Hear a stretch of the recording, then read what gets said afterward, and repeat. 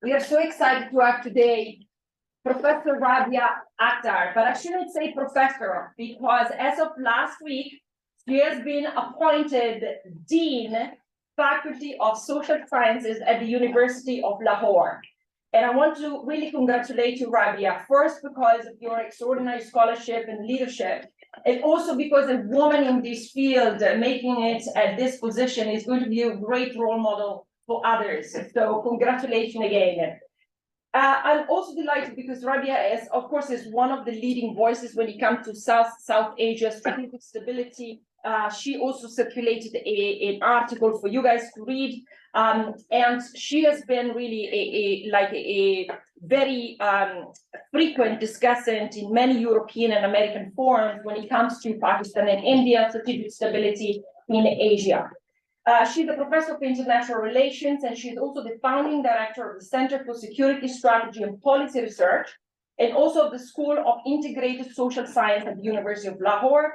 She has a PhD in Security Studies from Kansas State University, and she holds a master's degree in International Relations from Quaid Azam University in Islamabad. She has pursued a very broad scholarship, but some of the key areas really include the South Asian nuclear security, deterrence dynamics, media in the age of deep fakes and disinformation, nuclear weapons, artificial intelligence, and emerging technologies in Pakistan foreign policy. She has authored a book entitled The Blind Eye, U.S. Non-Proliferation Policy Towards Pakistan from Ford to Clinton, to showcase her expertise in the field. And she served as the editor of Pakistan Politico, Pakistan Pioneering Magazine on Strategic and Foreign Affairs. I know you have made a gigantic contribution on scholarship, but you have also had a very esteemed policy career. You have played a vital role in shaping foreign policy as a member of Prime Minister Imran Khan Advisory Council on Foreign Affairs from 2018 to 2022. And I have to tell you, Rabia, I was in Dubai recently and I met many Pakistanis who really adore Prime Minister Imran Khan. And he has really played a vital role, I think, in shaping Pakistan's image around the world to this day.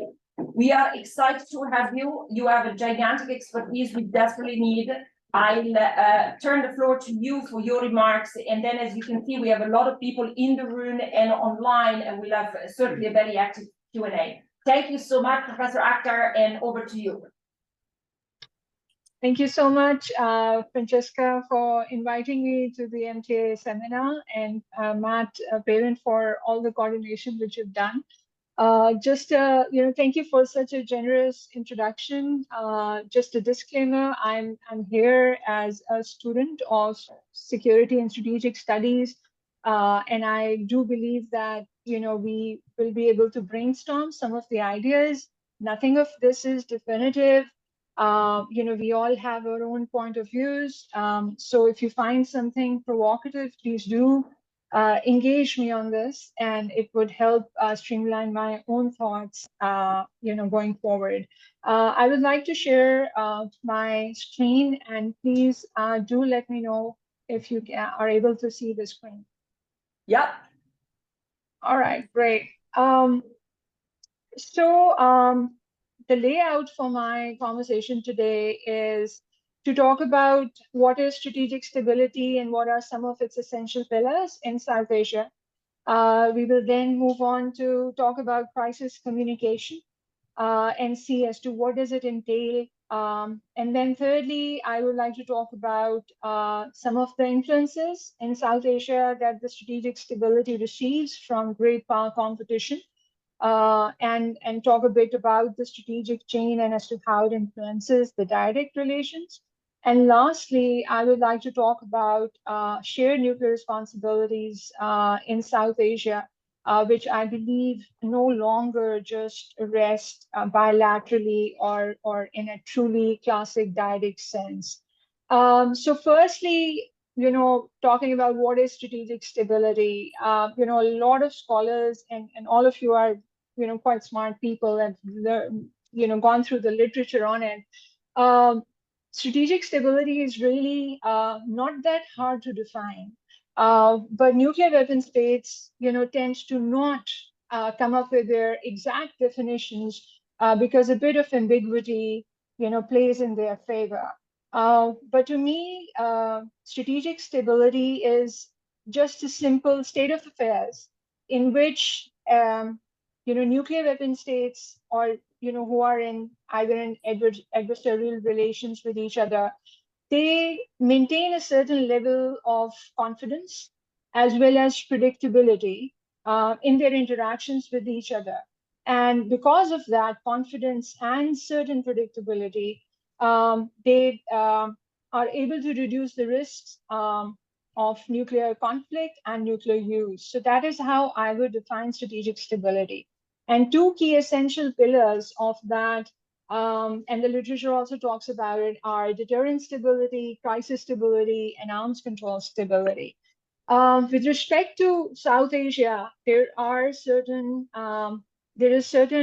fragility, and I refer to that as instability of deterrence and instability of crisis. And we are nowhere close arms control stability, because there is absolutely zero conversation happening between the nuclear possessors in our region on any of the arms control measures. So I'm not going to go there. So let's focus on deterrence instability. What are some of the threats to deterrence stability in South Asia? I will be giving you a Pakistani perspective, but please do keep in mind, I do not represent the government or the nuclear establishment. So this is purely an academic exercise at my end. I do believe that the threats to deterrence stability emanate from India's shifting no first use posture, and Pakistan not believing in the Indian no first use, because when push will come to shove, India's determination of when to use nuclear weapons is not going to be dictated by its doctrine. Secondly, India's drive towards acquisition of ballistic missile defense provides us with a sense of false security. And that can instill a certain sense of arrogance, because when you believe that you are secured and you have layers of ballistic missile defense, or even with S-400 cruise missile defense as well, then that generates a false sense of security, and that false sense of security can lead to first strike temptations as well. And we can talk about it in subsequent slide as to what do I refer to when I talk about first strike temptation. And then the modernization of Indian conventional forces, and that sort of perpetuates the asymmetry between India and Pakistan. Now, the question, trust me, I have more questions than answers today. So if conventional deterrence was to be looked at and Pakistan was to augment its conventional deterrence, then would that be stabilizing or destabilizing? Does Pakistan even have the economic muscle to go that route, thinking that it has achieved a certain nuclear parity or strategic parity vis-a-vis nuclear weapons in their presence in relation to India? But if it was to move towards conventional deterrence, again, what type of sense of security will it derive from that? So I think that's an open question. Moving on to the second pillar of crisis stability, I do believe again that India and Pakistan's nuclear behavior has evolved over a period of years. One can argue, is India still a status quo power? India certainly has depicted revisionist tendencies, has been emboldened by surgical strikes and just pushing and provoking, testing Pakistan's stated thresholds, its cold start doctrine and its operationalization. All of that suggests that probably India is not going to be a status quo power in the long term. So that is also open to debate. What are some of, if you were to look at Indo-Pakistan crisis, then there is immense potential for escalation. And a lot of time, in the literature, the word luck comes up. And I keep on wondering whether, how much of it can you attribute it to luck that India and Pakistan managed their crises and that they did not escalate to uncontrollable levels? And, how do you operationalize luck in international relations or in your research? the kind of confidence that India and Pakistan have drawn, the nuclear learning that has happened over the period of years, ever since their first nuclear crisis. Can escalation be controlled? Do they think they have absolute control over it? So, what type of lessons are being learned? I also want you to think about leadership variable, because I believe that it is quite understudied in the nuclear South Asian context. If mobile crisis had happened under Modi and not, under Manmohan Singh, then what would have happened? Had Pulwama Balakot not happened under Imran Khan's leadership, but under Musharraf, then, would the dynamics of the conference be different? The fact that space for crisis exists between India and Pakistan is extremely dangerous. And it exists for two reasons. One is the protracted conflict of Kashmir. I don't need to go into the details. And the other is the role of non-state actors, on both sides. It is not, a unilateral road. I want you to think about, the temptations for first strike, and I've written elsewhere about it as well. And I want you to go through with me through a hypothetical scenario based on which I am going to pose some questions, and again, thinking out loud. So in a future crisis, just like Balakot 2.0, if India and Pakistan reach a third round of escalation, there are two calculations to my mind based on which India is going to take a decision. Number one, it would think that Pakistan would launch a first strike on India if India waits it out. And secondly, it would weigh its cost of incurring Pakistan's first strike in comparison to the cost of initiating its own first strike to preempt Pakistan's first strike. And based on these calculations, the Indian leadership will be contemplating the following. Number one, given that Pakistan does not have a first use policy, I call it a no first use policy, it allows Pakistan room to launch a first strike. Yet, how Pakistan operationalizes it is problematic. So India would continue to think, has the last resort arrived for Pakistan to use nuclear weapons? Is it an existential crisis? Have we reached that stage? Is it a use it or lose it dilemma for Pakistan? And if India waits, then what is the likelihood that Pakistan will launch a first strike? Secondly, what is Pakistan's strategic force structure and posturing during the crisis? And what does Pakistan have in its inventory that will be used to strike first, and what Indian targets, whether they'll be counter value or counter force, and how much of Pakistan's nuclear forces can destroy Indian counter value targets as well as take out counter force targets. Now, third and last in this series is, what will India gain to save if instead of waiting to absorb Pakistan's first strike, it preempted Pakistan's first strike? Now, to me, crisis instability between India and Pakistan is extremely critical, because in a next iteration of crisis where all these conditions are old, crisis instability will be operational at two levels. Number one, the space for crisis exists. And as long as that space for crisis exists, it then brings in these two nuclear armed countries to explore each other's thresholds by engaging in certain rounds of escalation, and each thinking that it can dominate the other. And secondly, incorrect assumptions about factors mentioned above on will be basing to launch preemptive strike against Pakistan. So at this present point in time, there is deterrence instability, and there is also crisis instability, and it just complicates the entire situation. So broadly, I want you to think about, why should any nuclear weapon state absorb a first strike, be it India or Pakistan, and put its valued strategic assets at risk? Secondly, can the cost of initiating a disarming first strike ever be greater than the cost of absorbing a first strike? Why would anybody want to do that?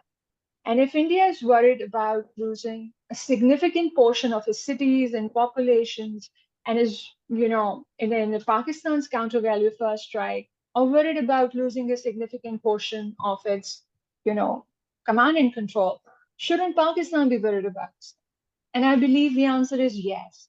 So what is the prescription?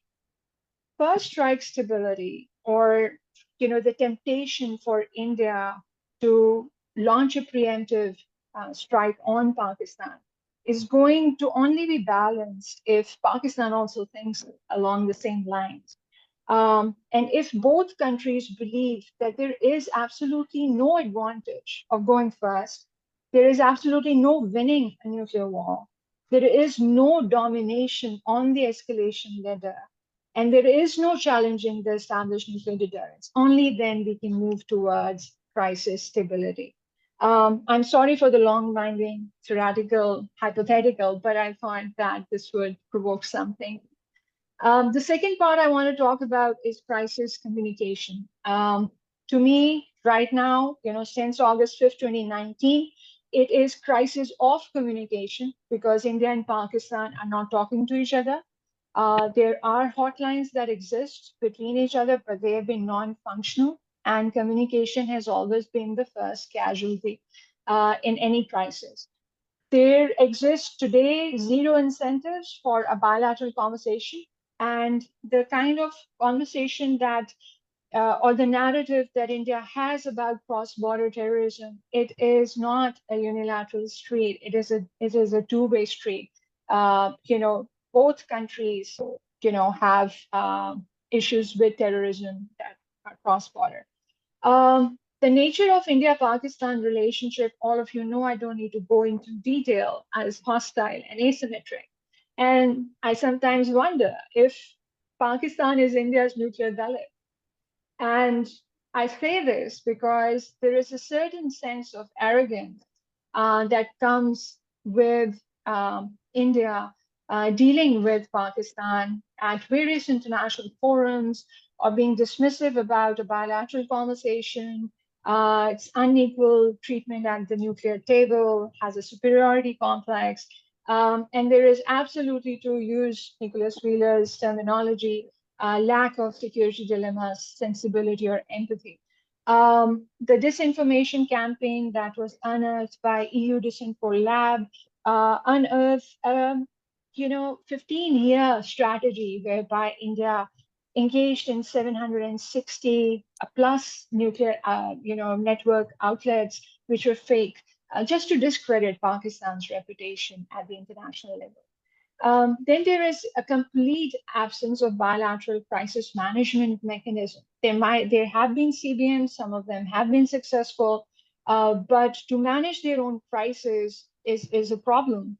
There is an absolute reliance on third parties for crisis management. I say that there is too much of Uncle Sam, US brokering peace between India and Pakistan.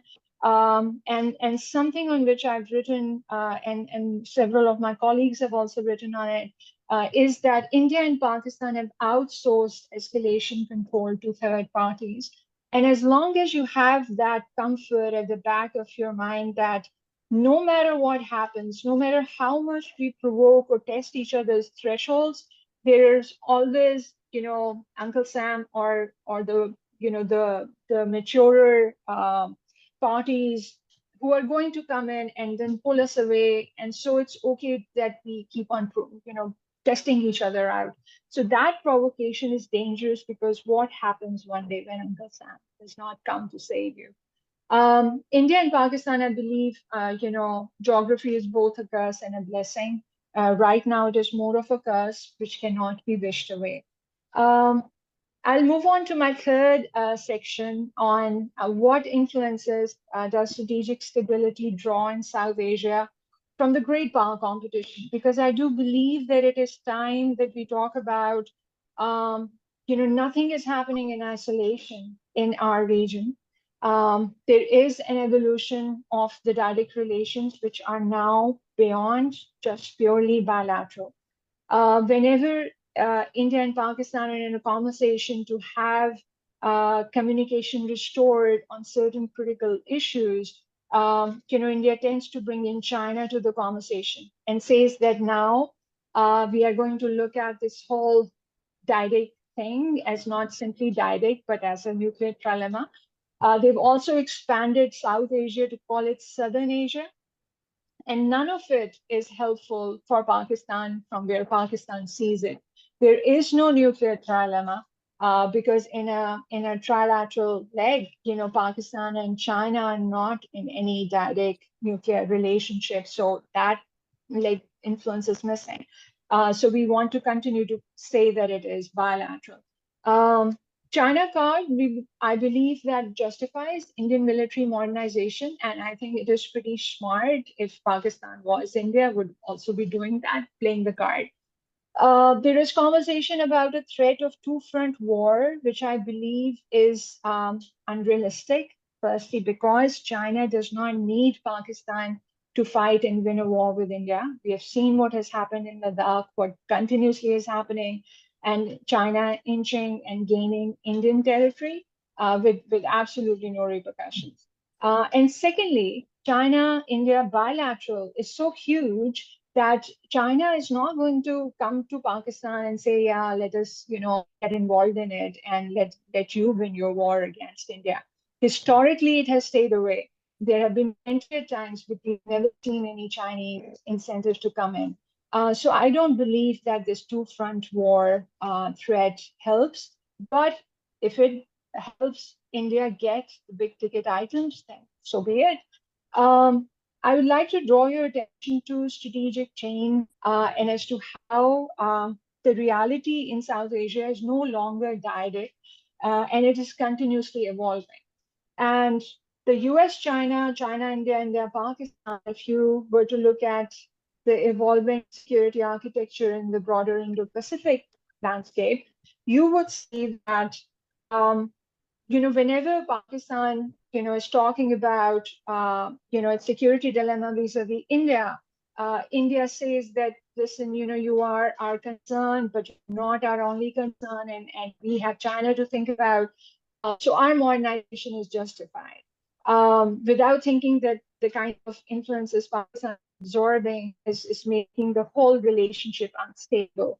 And for China, its universe lies with the US. So US at the front end of the strategic chain and Pakistan at the towards the tail end of it. Pakistan is absorbing the shock of the great power competition, and it is perpetuating instability. It is continuously pushing China and India to modernize the conventional as well as nuclear forces. Add to the mix emerging technologies with disruptive effects and zero incentives for arms control conversation. So I want you to look at this broader, structure, which I term as nuclear tetraplex, because it no longer can be avoided. It is inevitable if you do not use this lens now. 10 years down the road, even 5 years down the road, you will need to see that it no longer is just bilateral conversation that's happening with respect to strategic stability in South Asia. And lastly, coming to shared responsibilities in South Asia, here I would like to give credit to BASIC in UK, with which we are doing a project on nuclear responsibilities. And they've really brought out the constructivist in me, which now has, needs to coexist with the realistic.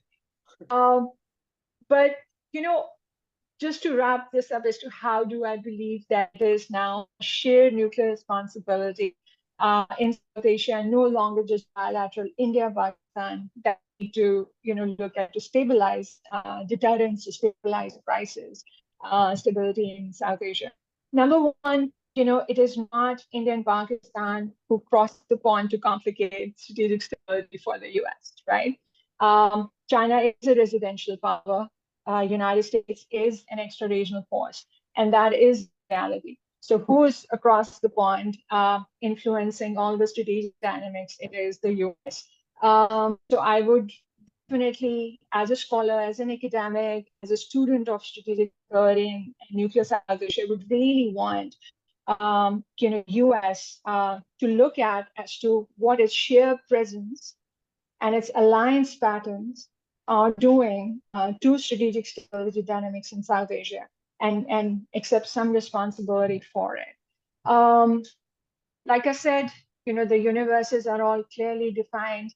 What is the status of mutual vulnerabilities? I think mutual vulnerability is something on which deterrence absolutely rests, is eroding in South Asia. There is a race to military superiority, and as long as that race to military superiority is there, um, states are trying to find an edge over another. And that is destabilizing for deterrence. So you're trying to get into the hypersonics war, you're trying to bring in AI, emerging technologies to be more and more destructive to the already established deterrence. So no, strategic stability is not your priority, military superiority is. And as long as you prioritize it that way, it's problematic. Big analysis, I believe, is reductive because security dilemma, for example, for Pakistan is no longer unilateral. It is bilateral or trilateral. And this is one question that I ask of myself, that what the US understands so well about China.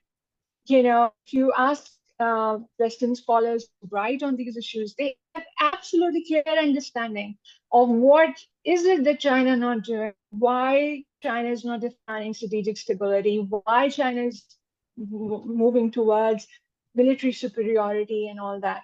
And why can't they just juxtapose that understanding for India and Pakistan style?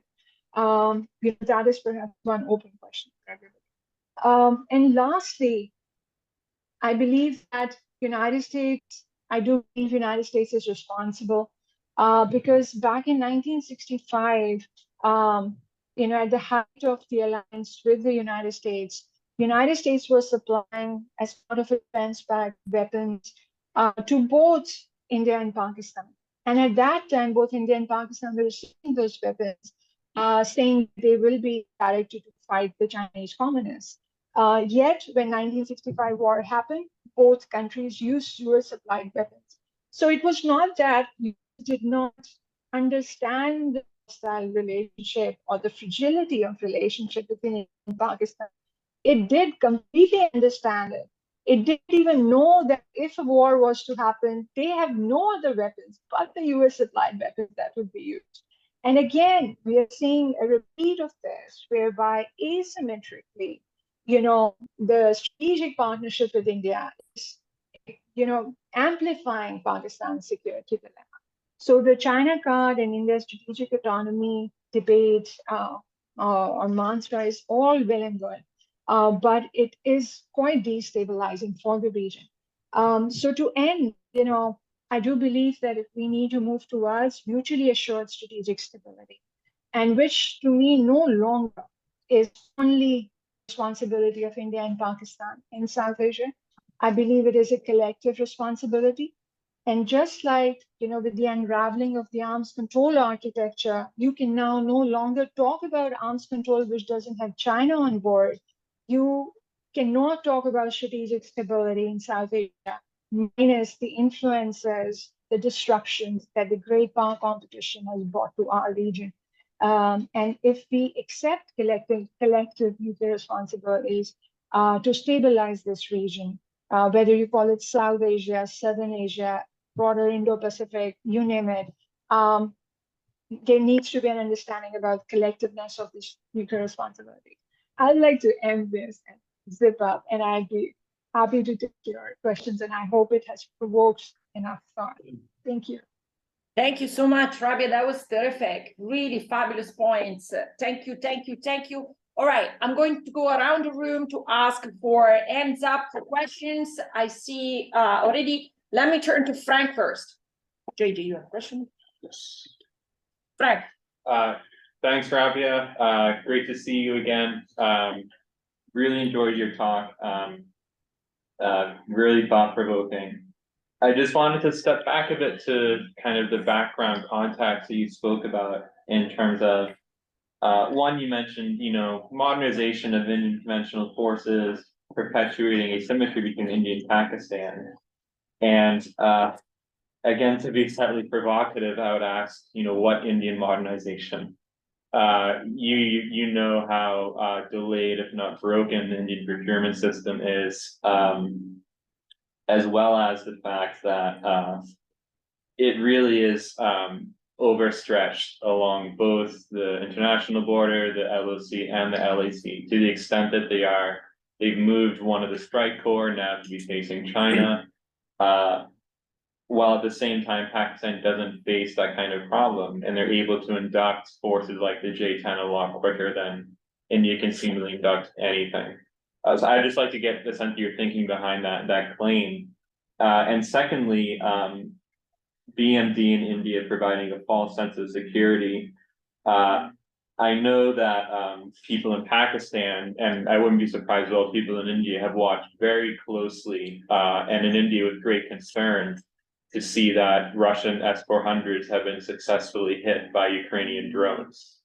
And this is in part why Pakistan has not gone in for ballistic missile defense. It's not because it's the price tag is too high, but it doesn't work.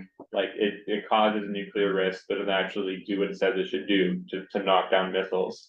So I just like to get your sense on those 2 points. But again, thank you. Really great talk. Thank you so much, Frank.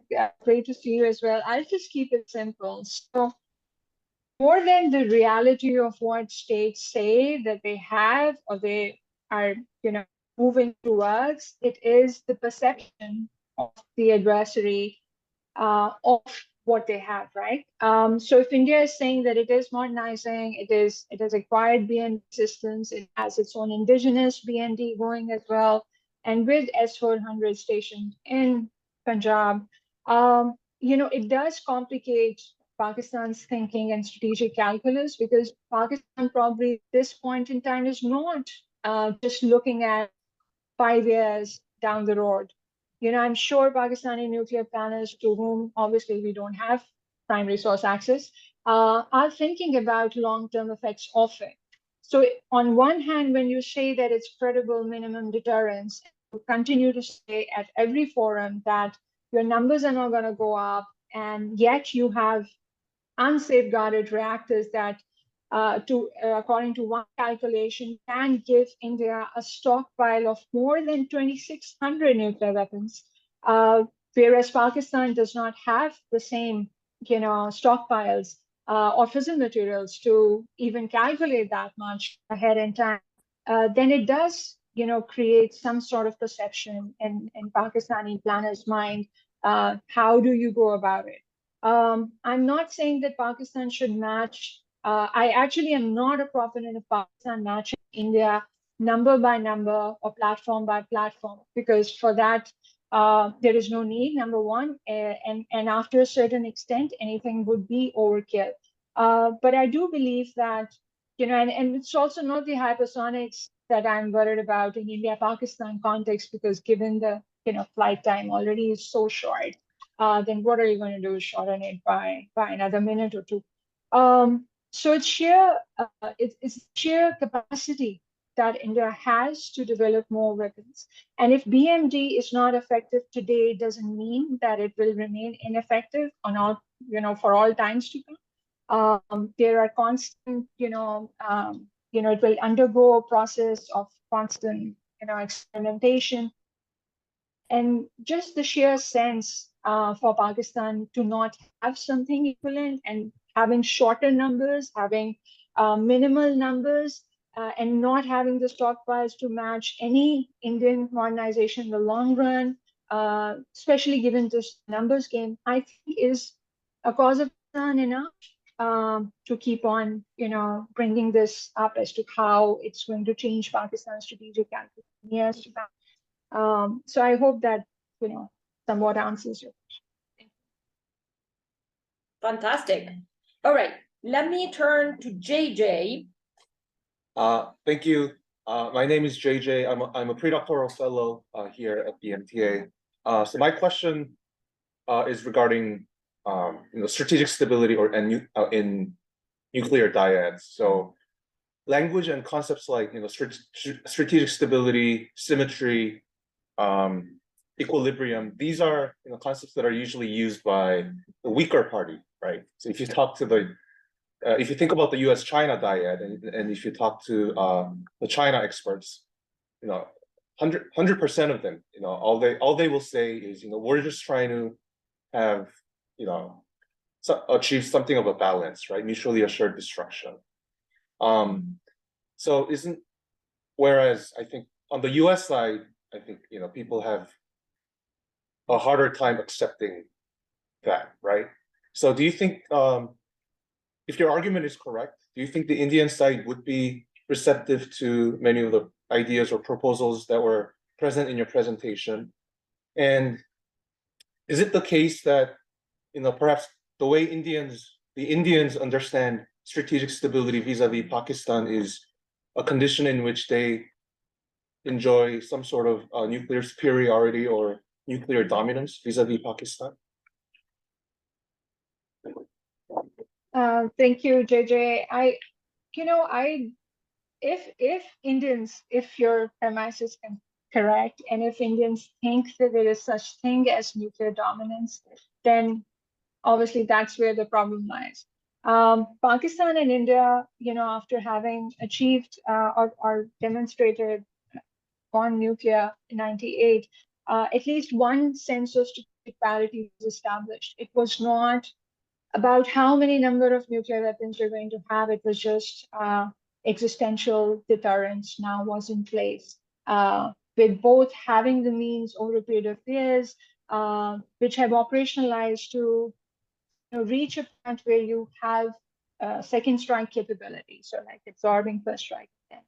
I don't see this dyad as lopsided where nuclear weapons are concerned, but I do see India having an overwhelmingly conventional force, and Pakistan having not a conventional force which is obviously not the same numbers to match. Pakistan also doesn't have the same amount of economic muscle to buy any big ticket item that India can, and therefore the literature on Pakistan and Pakistan's unwritten nuclear doctrine relies on nuclear weapons as a double-edged sword to deter not only nuclear war, but also a conventional war.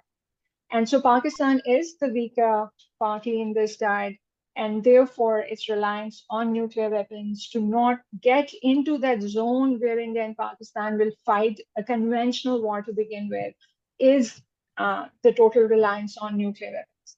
And that, might appear destabilizing to begin with, but this asymmetry is plugged with acquisition of nuclear weapons. And you add to the mix the ambiguity that tactical nuclear weapons bring to the fore, and both India and Pakistan being in possession of the NWs. So that's how I look at the dyad and the dynamics there. Wonderful. All right, let me go to Sitara. So nice seeing you, Bella. Francesca, hello everyone. It's lovely to see you all. Thank you, Rabia, for this wonderful, wonderful discussion. Always lovely to hear your thoughts on the topics as complex as you just presented. So I would like you to slightly expand upon the idea of a nuclear tetraplex relationship as opposed to the dyads. We tend to look at the relationship, the form of dyad that we are generally used to looking at the relationships between the states. And what I want to emphasize is that do you think that that in the tetraplex relationship, or in that format, frame of reference, how significantly that changes the dyadic relationship? Because if we dig deeper, or if we try to look at the very localized dynamics, I think they continue to be very different in each dyad. And how would it justify to put them in a tetraplexity sort of relationship? Because and it tends to increase certain stature, and it tends to decrease certain states' stature, which perhaps would be in number of ways it can go if you go wrong in number of ways if you actually try to explain the relationship according to that. Because what I'm saying is here is that India-Pakistan relationship, nuclear element to nuclear deterrence stands prominent, as opposed to India-China relationship, in which you also noted in your presentation as well that nuclear deterrence does not play a greater role, rather doesn't play a role at all, because there is economic deterrence that comes into play, there is conventional deterrence that comes into play, and same goes for the US-China relationship, which is relatively a newer hostility that has come into the region. It's just few years where US has started looking at China as an adversary and not as a competitor. So how do you think that changes the dynamics in the dyadic relationship, and does that, and when we dig deeper, is that a correct framing of the whole issue at all? Thank you so much, Sitara. Always lovely to see you as well.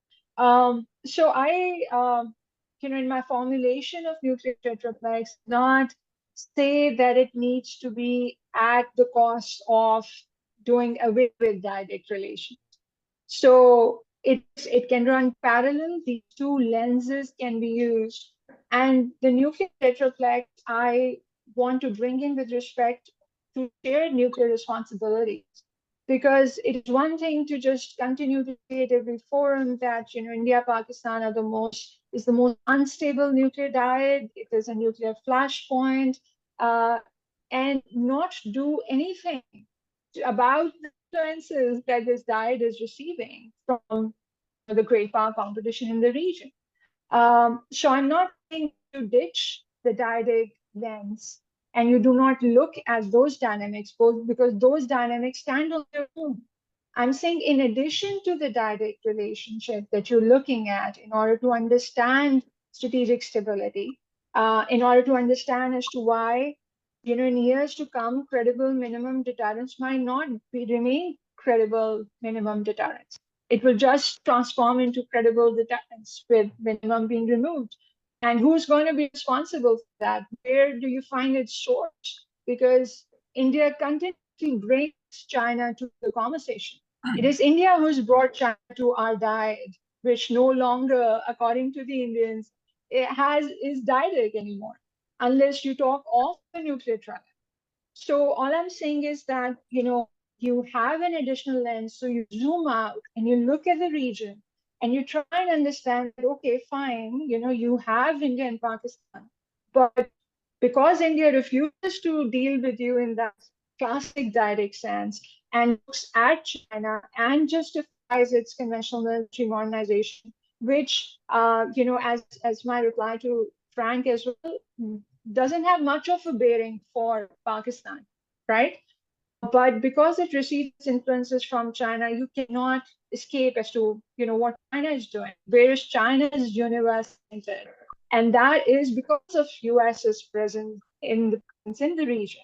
So this whole talk of Southern Asia and of Indo-Pacific and where does Pakistan fit in all of this, it's no longer to me just classic dyad. There are influences that are being received, and at some level, I want major powers who are disturbing the strategic stability dynamics in the region to take some responsibility, and then probably just not only play, in the back channel and telling both India and Pakistan to manage their affairs, but also, take some concrete steps in bringing all parties to the table and talk about frameworks that could lead towards stability. Thank you. Thank you so much. Rabia, I need to jump the queue and bring in Matt, who then needs to jump on a different meeting. Matt, over to you. No, you don't need to jump the queue. My other engagement was postponed, so I'm happy to wait in line for others.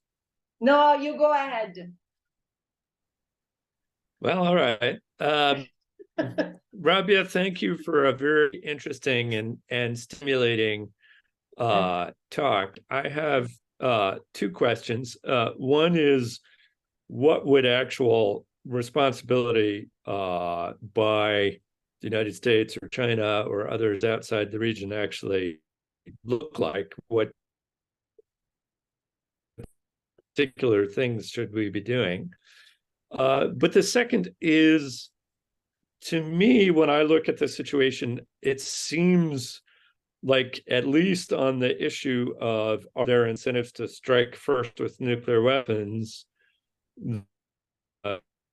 countries are building fairly diverse, more survivable forces, making it difficult for India to really disarm Pakistan, or Pakistan to think it could disarm India, or anybody to think that they could disarm China.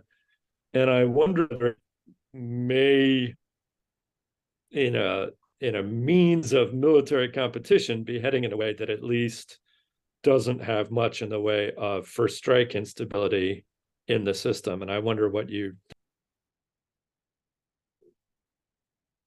All right, thank you so much. Your voice was cutting off a bit, but I did get the gist of it. So first, in terms of actual responsibilities, so my reference to, United States looking at its core national interest and for forging alliances around the world, having an impact on countries that it is, those alliances that are being formed, having an impact on those countries' bilateral relations. So, for example, I gave an example of the 1965 war, and United States adding to the already fragile, hostile relations between India and Pakistan, still supplying them weapons, and those weapons being used, at that point in time. Now, with prepping up India as a partner or a strategic partner to check China's assertiveness, as the US puts it, has implications for an arrogant India that Pakistan has to deal with. And it's psychological in nature as well, because Pakistan and United States do not, no longer enjoy that alliance relationship that they have enjoyed during Cold War. So in that space where United States does not have, even-handedness, giving India's energy waivers, and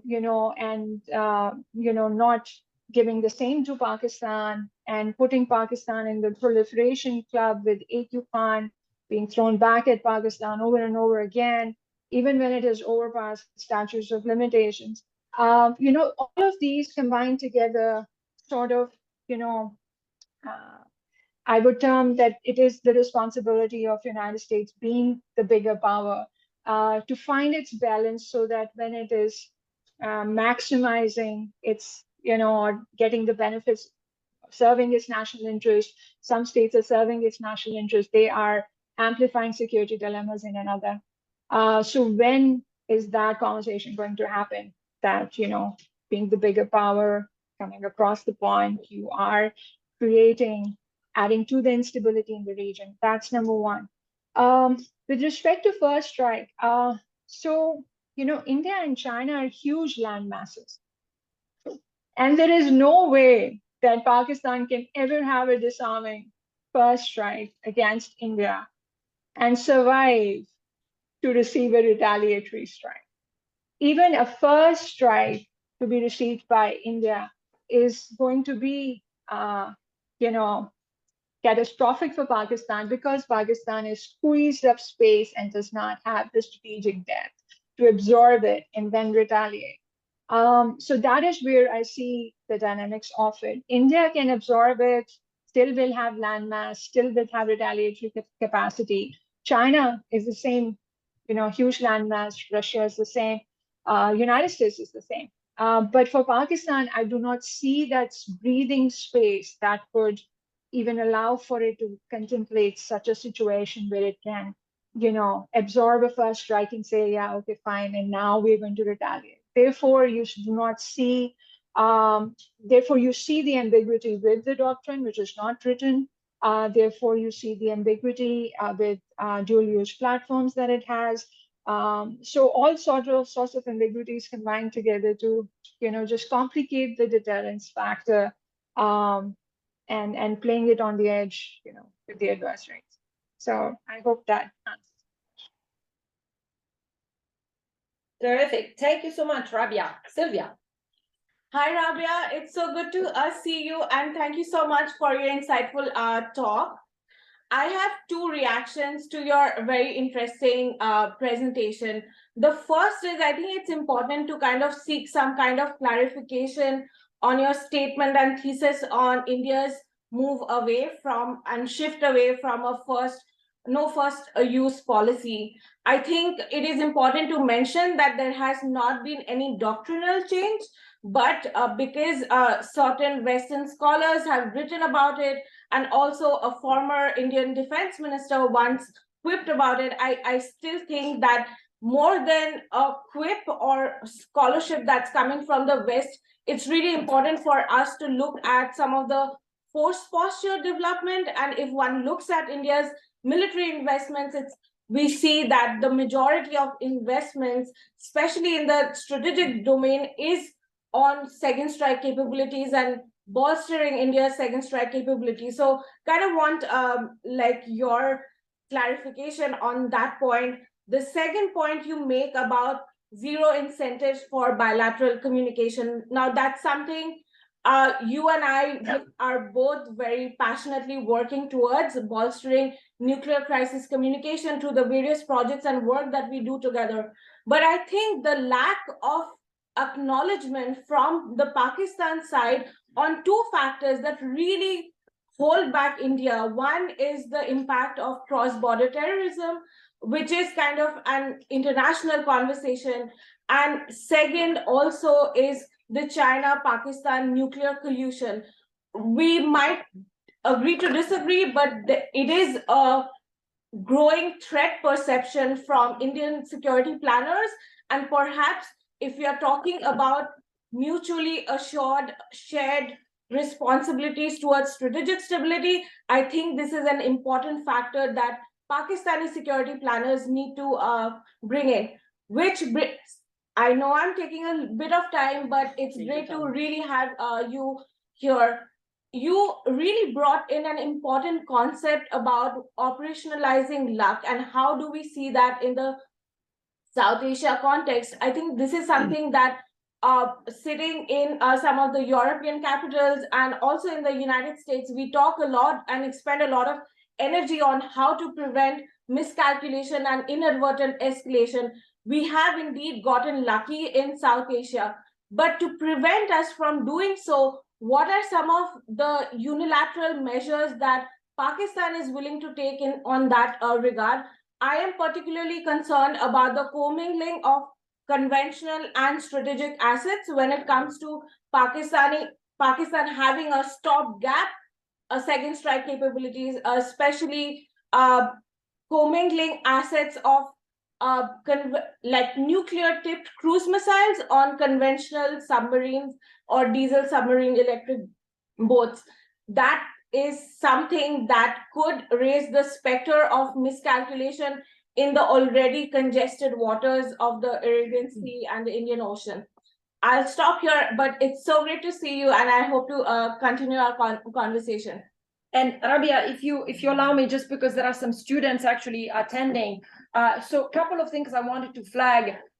One of our colleagues, Benoit Pelopidas at Sciences Po, has done a lot of work on luck in nuclear crisis. And then I wanted to bring Professor Nick Wheeler, who has done a lot of work on trust in adversarial relationships. And his book actually is also part of, Nick, you're part of this nuclear responsibilities project that Rabia was mentioning as well at Basics. And they have a very good report on nuclear responsibilities out. So I strongly recommend you guys to look at it. All right, sorry for the interruption. Rabia, over to you. It's okay. I'll be brief. So Sylvia, again, so good to see you and good to follow your progress.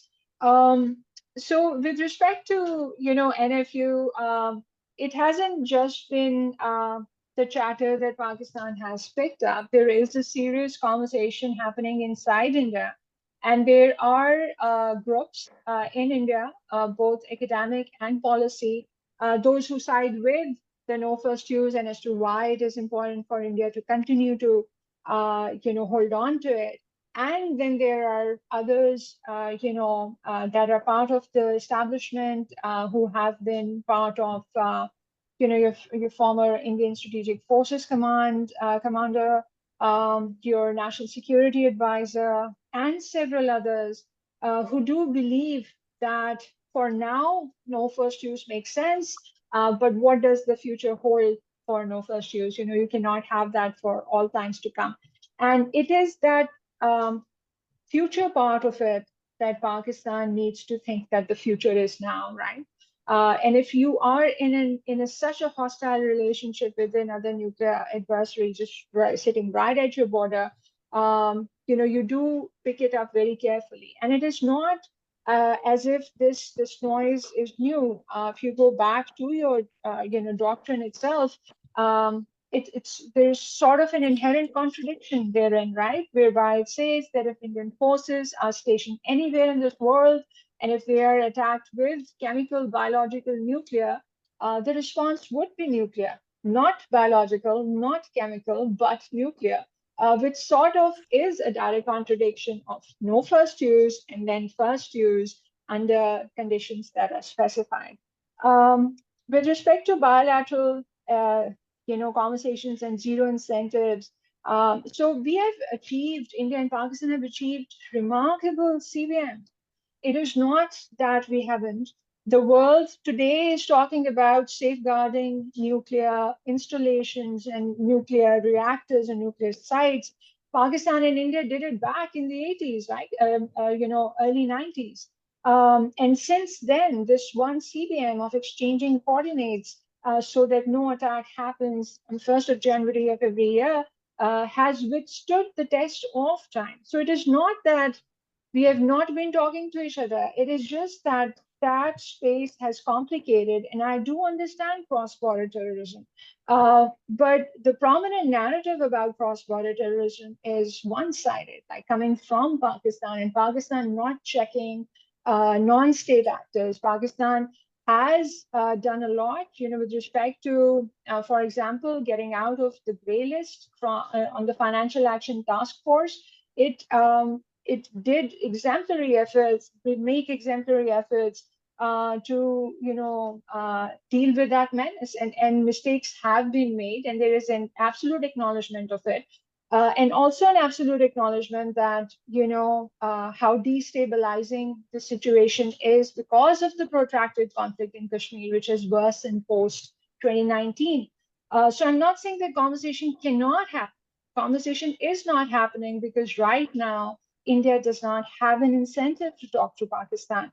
And cross-border, like I said, it is a two-way street. It is not a one-way street. There is plenty evidence to go around on Indian funding of TTP, the capturing of Kulbhushan Yadav, who is still in Pakistan's custody, and the kind of presence India has had to exploit the fault lines and perpetuate the terrorism against the state. So there is enough evidence on both sides. But what do you do with it?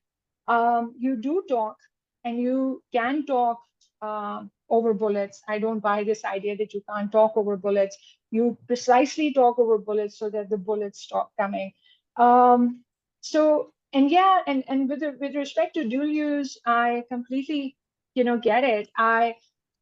Shelling being the guru of deterrence, the ambiguity helps. Ambiguity works.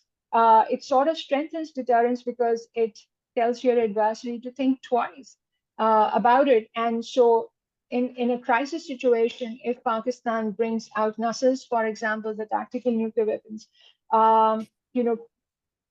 if it brings that platform out, India would not know whether it is carrying a nuclear warhead or a conventional warhead. So yes, it is going to complicate the strategic calculations for India. And I think that's precisely the point. So whether that's destabilizing, yes, standing at the edge, yes. But to the mind, it does strengthen deterrence because it would make the adversary recalculate, its posture and decision making. Thank you. Thank you.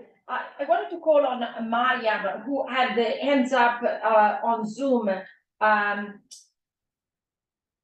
Okay, good. Thank you so much for putting it in. Mariam, do you have a question? Yes, ma'am, I do. Thank you so much Yeah, for allowing me to ask the question. Thank you, ma'am Rabia. It's always a pleasure to listen to you. I just wanted to ask that you, in all this conversation in the Q&A, we found out and you mentioned that China never comes to save Pakistan, and there is no strategic depth to the country as well. And you also mentioned that India's nuclear capabilities are far greater than Pakistan's can ever be. So why is it that Pakistan's nuclear ability is always perceived to be insecure? And keeping in mind that there are, again, as you mentioned, non-state actors on both sides. And many a times this perception is also created by the savior, as you mentioned, Uncle Sam, as well. And to what extent do you think it causes a disruption in the nuclear tetraplex and in the dyadic relation? And my second question was that isn't it too optimistic of us to rely on external parties that do not come to terms with initiating their own arms stock when we want them to save us in that regard? Excellent questions, Maria. Thank you so much. So yeah, it is, it's all about narrative. It's all about who gets to paint that narrative and who is on the receiving end of that narrative. And unfortunately, for Pakistan, not much publication comes out of Pakistan. So the world does not know. And I've asked this question of several of my colleagues in the US as to why do you, write so much about Pakistan and mostly negative.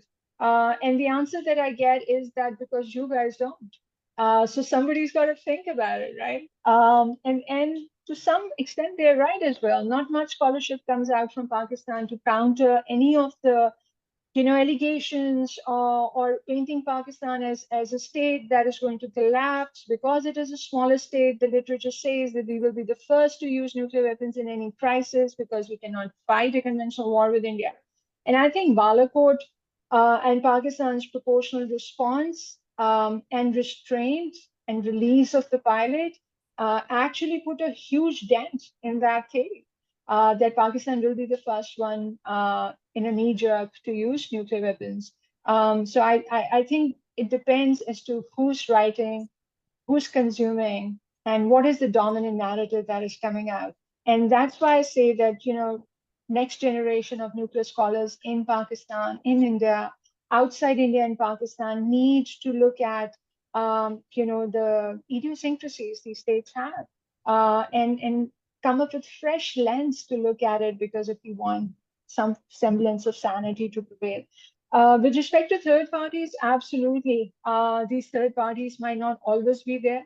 And you have seen that, that golden period of arms control as to how it has unraveled post-Cold War. And now, it is extremely difficult to have the United States and Russia come on the same table and talk about nuclear arms control. We've seen as to what the debate is taking shape around the Comprehensive Test Ban Treaty and retesting.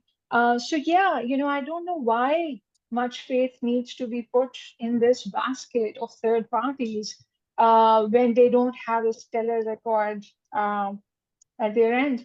It's a question for us to think. Thank you. Thank you.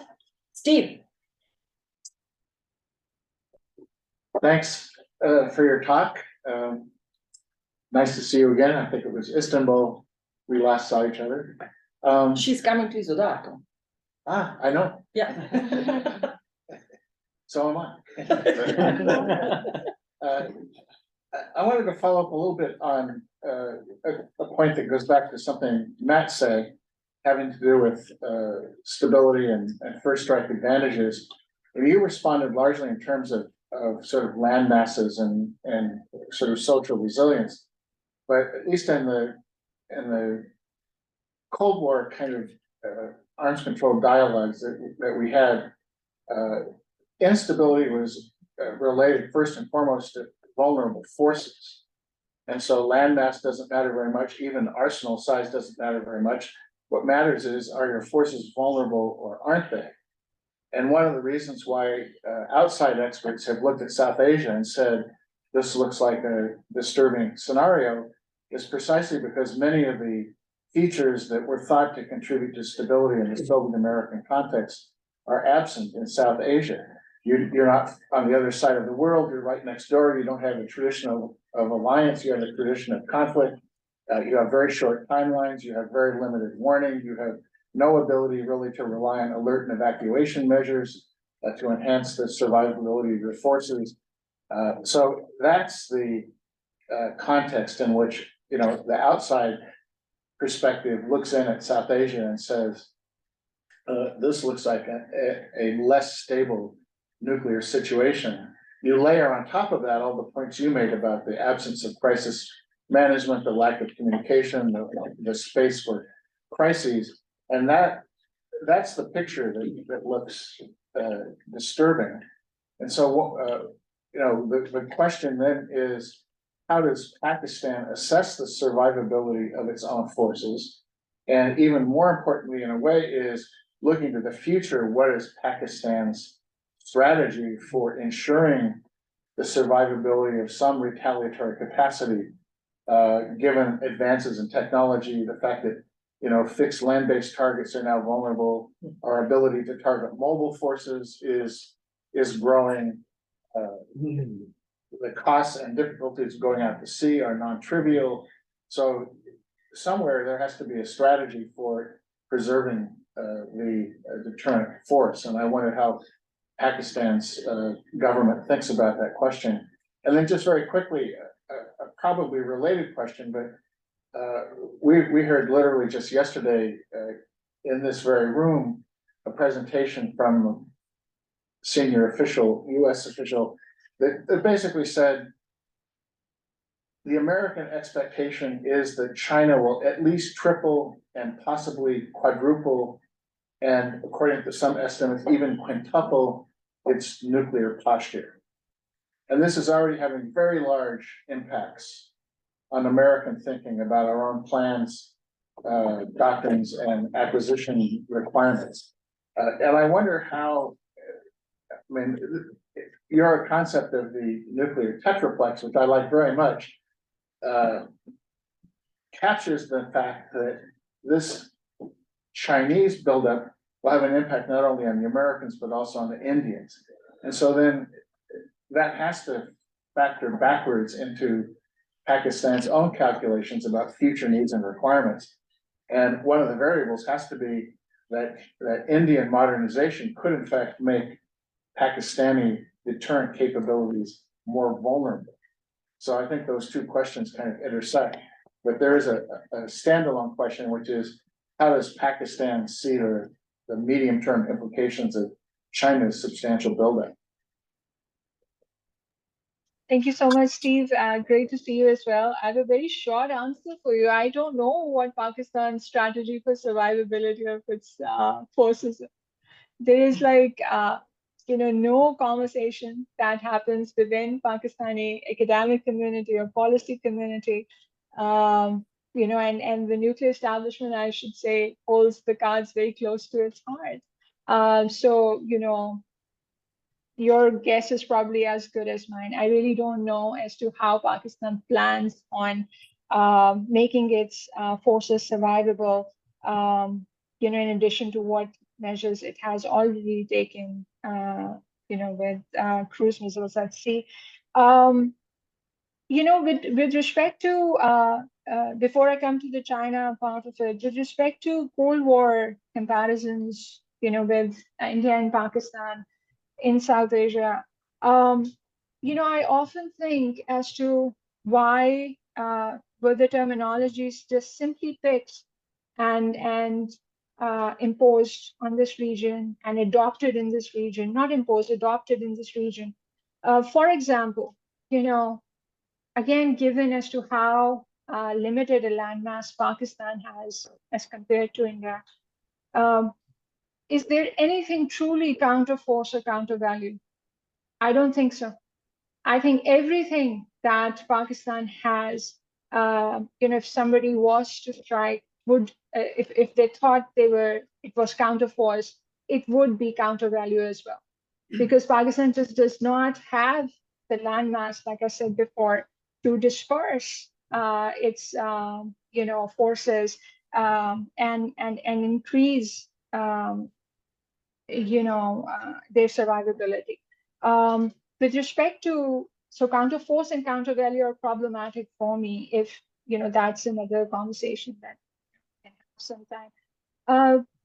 With respect to Chinese calculations, the only problem that Pakistan has with that is that it feeds into the conversation with India, and then when it feeds into the conversation with India, India refuses to understand Pakistan's security dilemma and as to how more numbers, more sophistication, emerging technologies, for which all of which India has the muscle, has the capacity to dilute or neutralize or gain an advantage over Pakistan's existing deterrence.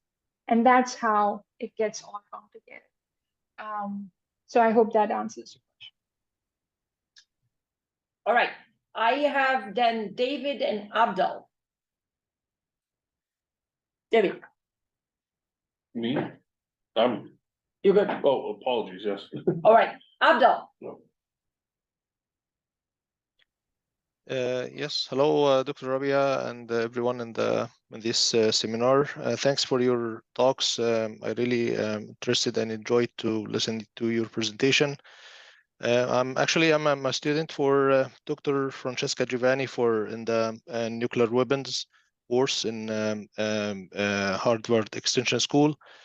I have a couple of questions. One has been covered by Sylvia when she raised the level of conversation and discussions should exist between the two governments, Pakistan and India, and the level of the scholars as well and the researcher. Being among us today, it's like a good initiative, especially with American fellows, and we have Indian fellows, Sylvia, and that discussion is very important to establish this dialogue and keep it going and strategically level.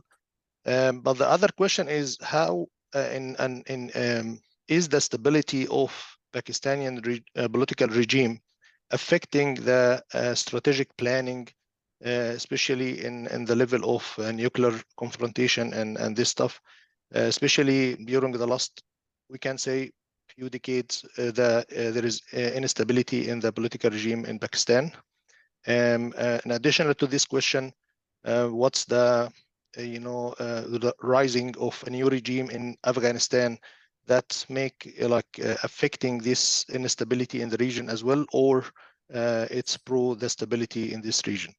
Thank you for that. Abdul, tell us where you call from.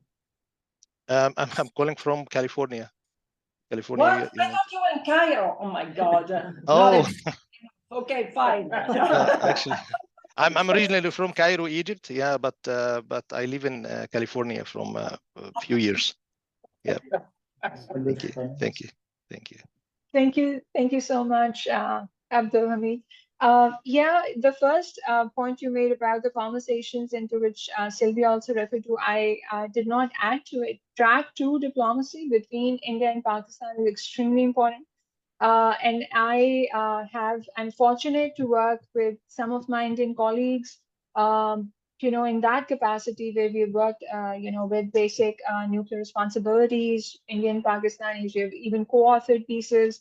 And again, co-authoring another piece with another Indian colleague, and the kind of synergies, the kind of thinking, the kind of future that we want for our region. I think our generation, the next generation, we owe it to them to continue that conversation, even if the states are not talking. So at least we are talking and we do understand each other, and there is not blame gaming happening at this level, allowing for the conversation to happen. So I think that's important, and that's something positive, and I think this track 2 space needs to continue. With respect to political instability, I think it's an extremely important, conversation to have separately. But in Pakistan, I would say that the strategic level is kind of isolated from the broader political instability in Pakistan. So I don't think that, in my opinion, I could be wrong, and my fellow Pakistanis could differ with me. I do not think that political instability, unless and until we reach at a level where we are looking at civil war, until we reach that chaotic levels, it is not going to have much of an effect on nuclear establishment and as to how it deals with the strategic issues and broader issues related to nuclear deterrence and the trajectory of Pakistan. So I don't see political stability having much of an overlap there. With respect to Afghanistan, yes, again, I think Pakistan's gamble, with Afghanistan, and ever since Taliban have been in power, there has been a tough ride for Pakistan, and also given the broader regional security issues that have emanated. Pakistan has seen a resurgence of Tehrik-e-Taliban Pakistan, which is a terrorist organization, and has seen hundreds of attacks against the state of Pakistan and its interests within Pakistan emanating from Afghanistan. So that is something that Pakistan obviously is worried about and is strategizing against to minimize the impact of that resurgence. But again, these conversations do not overlap with the strategic conversations, which is again, to go back and use that term, dialectic between India and Pakistan. So I don't see a conflict there, but definitely political instability is an issue, which, if not handled and maintained, will continue to hamper Pakistan's economic progress and growth.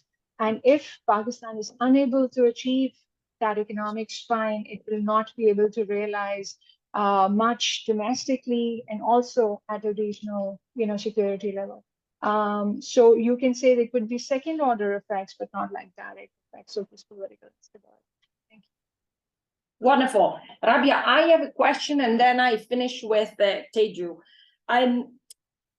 So you certainly you've referred to this.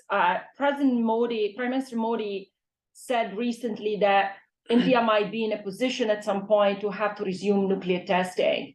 You know that I do care about this because I'm the only one here that worked for CTBTO. So two questions for you. The first one is, how much do you think will Pakistan, under political pressures, to resume nuclear testing itself? And if you can give me a sense in the Pakistani-India relation, how much value does this moratorium on nuclear testing, which is pretty much the only actually standing agreement that you guys have, both sides have honored, right? How much political weight still has in terms of taboo, in terms of norm? So do you see a return to nuclear testing? I ask this as self-serving because I'm actually writing an article about this. So your perspective will be really invaluable. Thank you so much. This is not the only agreement that we have honored. We have also honored the non-attack on nuclear facilities and installations on each other. And that has stood the test of time. This moratorium, like I believe, is just a moratorium at the end of the day. And if it fizzles out because India tests, then obviously Pakistan will no longer be obligated to hold its end of it because it is not a unilateral path to take. I do foresee that, if India does resume nuclear testing, Pakistan might go down that route. And obviously, one needs to see that what type of weapons would Pakistan need to test then. No offense to CTBT. I would rather have India and Pakistan have weapons that are tested and they have the confidence, which strengthens their deterrence, rather than have weapons that have been sitting for decades and have not been tested and yet giving the false sense of confidence that yes, bring them out and just use them, and they are not usable. So again, no offense to what CDBD does and the kind of influence it has and the relevance it has. So that's my answer to your question. Thank you. All right, let me finish with Teju. Hi, Rabia. Thank you for your great talk. I'm Teju, a master's student at Fletcher School. I have two questions. One is, I'd like to hear a bit more about your thought on nuclear India's escalation option in a crisis like a Mumbai crisis. And the second question is about your thought on Pakistani leaders' resolution on withholding no first use policy in the crisis. And about the first question, we see that India has an airstrike as a countering, in a situation like Mumbai crisis, but we don't see what's next and what option India has. And I'm worrying about the ground operation as a countering such situation, and this assumption relating to the second question, as you talk, India has much more conventional capability than Pakistan. So if India chose to conduct conventional ground operation, then I'm worrying about how much Pakistan leaders can withhold or stick to no first use policy because of the inferiority in conventional forces. Thank you so much. Your first question about so Mumbai crisis, did not see mobilization, but Pulwama Balakot crisis in 2019 did see reaction, and strikes in India. So maybe you were not referring to Mumbai because there were airstrikes in Pulwama Balakot crisis. With respect to Pakistani leaders and Pakistan not having a doctrine of no first use, like I said earlier, Pakistan's nuclear weapons and Pakistan's accusation of it, Pakistan's policy, doctrine, all of it is just geared towards not fighting a full-fledged conventional war with India. And so the presence of nuclear weapons and the established nuclear deterrence gives that strategic parity to Pakistan with respect to India. And it also serves as a double-edged sword for Pakistan because it already has stated that it does not want to fight a conventional war with India. The problem will arise, when and if India and Pakistan get into a first round, a second round, a third round of escalation. And for India to think has the existential threat arrived now? Is this the point where Pakistan is going to think that if it does not use its nuclear weapons, it's going to lose it? And so, how the dynamics will play from there onwards. With respect to ground operations, I think we have, India's Cold Start doctrine, which it tries to, operationalize, but it is a very difficult and tricky terrain, whereby, if India believes that it will be able to gain some territory inside Pakistan and hold it hostage in order to negotiate a surrender, I don't think that that's going to happen because the presence of nuclear weapons has complicated, both strategic and tactical, have complicated that option for India. Thank you. Fantastic.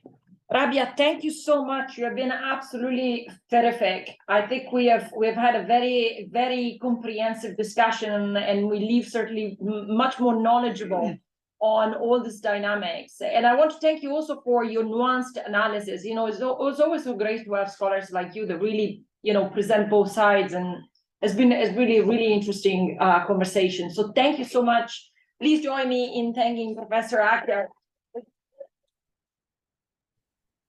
Thank you so much, everybody. Thank you, Francesca, again for the opportunity, and I look forward to meeting you soon. And thank you, everybody, for great questions and a lot of learning at my end as well. Thank you. Wonderful. Rabia, for whatever other article that you might have and you want us to look at, please send it my way. We'll definitely circulate it. I'll definitely do that. Thank you so much. Congratulations again on your dean appointment. Fabulous. Thank you. Thank you. All right. Guys, bye. Just a quick announcement. Next week, we're going to have Professor Han from China talking. The title is Welcome. So please join us also for that session next week. It's going to be Wednesday from 10 to 11:30. We'll post online at the Zoom link. To all of you on Zoom, thank you so much for your active participation. We'll see you next week if you can join us. Thank you very much.